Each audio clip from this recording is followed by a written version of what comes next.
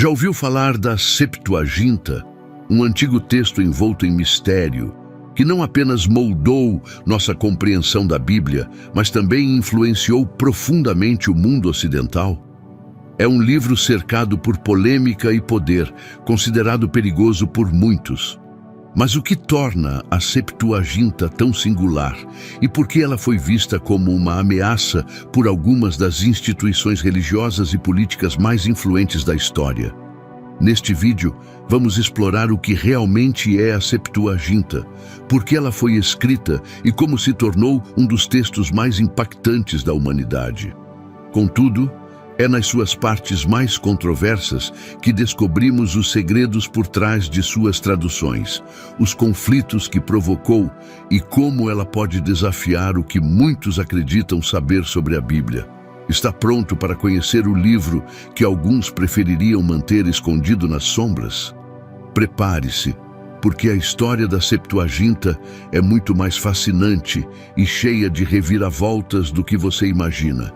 E no final, você entenderá por que ainda é vista como uma ameaça até os dias de hoje. Para alguns, a Septuaginta é considerada o livro mais perigoso do mundo. A Septuaginta, também chamada de Antigo Testamento Grego ou tradução dos 70, abreviada como LXX, é a versão mais antiga da Bíblia hebraica, traduzida do hebraico para o grego. Mas de onde vem esse nome e por que ele é tão relevante? Segundo o texto histórico, a Carta de Aristeu, a tradução foi encomendada por Ptolomeu II Filadelfo, que governou o Egito entre 285 e 247 a.C. Disse que ele solicitou a tradução das leis judaicas para o grego, uma tarefa realizada por 72 sábios hebreus, 6 de cada uma das 12 tribos de Israel. Daí vem o nome Septuaginta, referindo-se aos 70 tradutores que participaram do processo. Os estudiosos bíblicos concordam que os primeiros 5 livros, a Torá, foram traduzidos no início do século III a.C., provavelmente na cidade de Alexandria, que abrigava uma grande comunidade judaica. O restante dos livros da Bíblia hebraica foi traduzido durante o século II a.C. Nesse mesmo período, surgiram traduções para o aramaico, conhecidas como targumes, que adaptavam as escrituras ao idioma local. Naquela época, tanto o hebraico quanto o grego e o aramaico eram línguas amplamente utilizadas entre os judeus, e a Septuaginta se tornou essencial para permitir o acesso às escrituras em um idioma compreensível para a maioria. O nome Septuaginta tem uma origem curiosa. Ele vem do latim Septuaginta Interpretum, que significa os 70 intérpretes. Essa expressão deriva do grego antigo e se traduz como a tradução dos 70. Não foi até aproximadamente o século IV, na época de Santo Agostinho de Hipona, 354 a 430 d.C., que o termo Septuaginta se popularizou. Segundo a lenda, o faraó grego do Egito, Ptolomeu II Filadelfo, enviou 72 tradutores hebreus, 6 de cada uma das 12 tribos de Israel, de Jerusalém para Alexandria. O objetivo era traduzir as escrituras hebraicas do hebraico para o grego, com a intenção de incluir essa tradução na famosa Biblioteca de Alexandria. Essa narrativa aparece na Carta de Aristeu, apresentada como uma correspondência entre Aristeu e seu irmão Filócrates. Além disso, a história foi contada por figuras como Fílon de Alexandria e Flávio Joséfo em suas antiguidades judaicas, e até por Santo Agostinho de Hipona. A lenda também está registrada no Talmud da Babilônia, no Tratado Megilá, onde se conta que o rei Ptolomeu reuniu os 72 anciãos em câmaras separadas, sem revelar a eles o propósito da reunião. Em seguida, ele entrou em cada sala e pediu que escrevessem a Torá de Moisés. Segundo a tradição, Deus inspirou cada um deles a produzir uma tradução idêntica, sem erros nem discrepâncias. Fílon de Alexandria também relata que os 72 tradutores foram escolhidos entre 6 eruditos de cada uma das 12 tribos de Israel. Contudo, esse detalhe levanta questões históricas, pois sugere que as 12 tribos ainda existiam durante o reinado de Ptolomeu. Na verdade, as 10 tribos perdidas já haviam sido dispersas pelos assírios quase 500 anos antes. Mesmo assim, um remanescente dessas tribos permaneceu refugiado em Jerusalém, o que aumentou significativamente a população da cidade naquela época. Curiosamente, a tradição rabínica posterior olhou com desconfiança para a tradução da Septuaginta. Muitos rabinos acreditavam que a versão grega distorcia o texto sagrado, tornando-o impróprio para uso nas sinagogas. Acredita-se que o filósofo judeu Fílon de Alexandria sugeriu que partes da lei judaica já haviam sido traduzidas para o grego muito antes da Septuaginta, e até afirmou que filósofos como Platão e Pitágoras poderiam ter se inspirado nos ensinamentos judaicos. Em 1844, o tradutor Lancelot Charles Lee Brenton também reconheceu que os judeus de Alexandria provavelmente estavam entre os autores da Septuaginta. No entanto, ele descartou o relato de Aristeu como uma ficção devota, argumentando que o nome Septuaginta surgiu porque a versão original foi submetida ao Sinédrio Judaico em Alexandria para aprovação e revisão. A Septuaginta se tornou tão relevante para os judeus de Alexandria que eles comemoravam sua tradução com um festival anual na ilha de Faros, onde ficava o famoso Farol de Alexandria, um local lendário onde se acredita que esta tradução histórica foi concluída.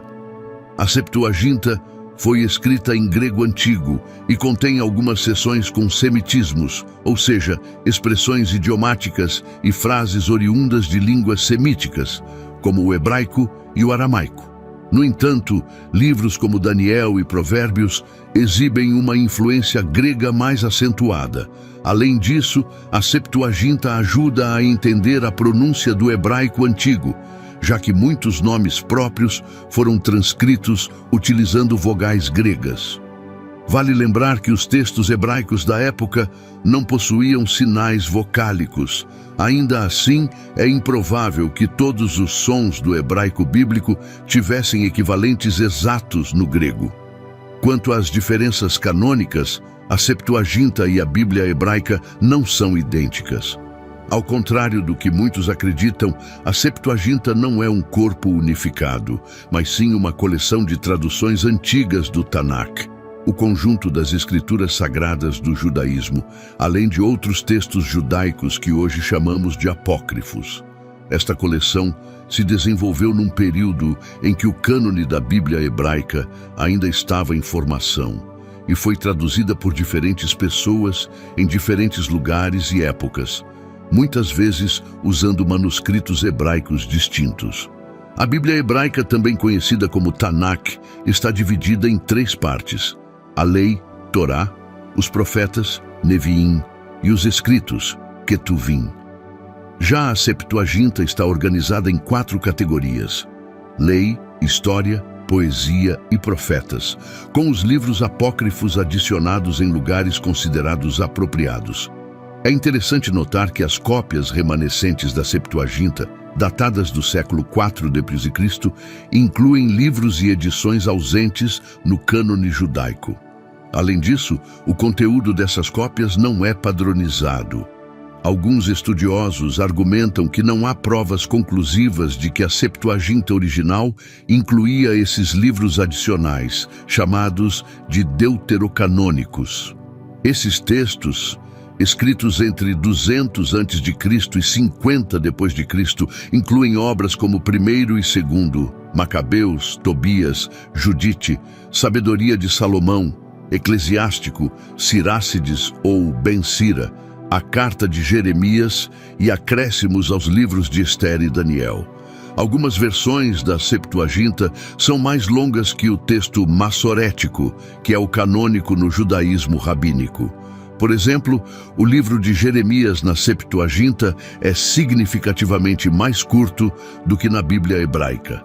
Além dos livros mencionados, algumas cópias da Septuaginta incluem textos como os Salmos de Salomão, 1º Esdras, 3 e 4 Macabeus, a oração de Manassés e o Salmo 151. Por que a Septuaginta foi rejeitada no judaísmo rabínico? O judaísmo rabínico rejeitou a Septuaginta como escritura oficial por várias razões. Em primeiro lugar, em muitos casos, ela difere substancialmente dos textos hebraicos originais. Um exemplo notável é o livro de Jó, onde as diferenças são particularmente marcantes. Outro ponto relevante é a qualidade de algumas das traduções, que às vezes demonstram uma aparente falta de entendimento das expressões idiomáticas hebraicas. Um exemplo clássico é Isaías 7,14, onde a palavra hebraica alma, que significa mulher jovem, foi traduzida para o grego como partenos, que significa virgem. Esse detalhe teve implicações significativas para a teologia cristã posterior. O legado da Septuaginta no cristianismo. A Septuaginta tornou-se sinônimo do Antigo Testamento grego, o cânone cristão que incorpora os livros da Bíblia hebraica juntamente com textos adicionais. Hoje, a maioria das igrejas católicas e ortodoxas orientais aceita esses livros como parte de seus cânones sagrados, enquanto as igrejas protestantes, após a Reforma, optaram por aderir ao cânone judaico, excluindo esses textos.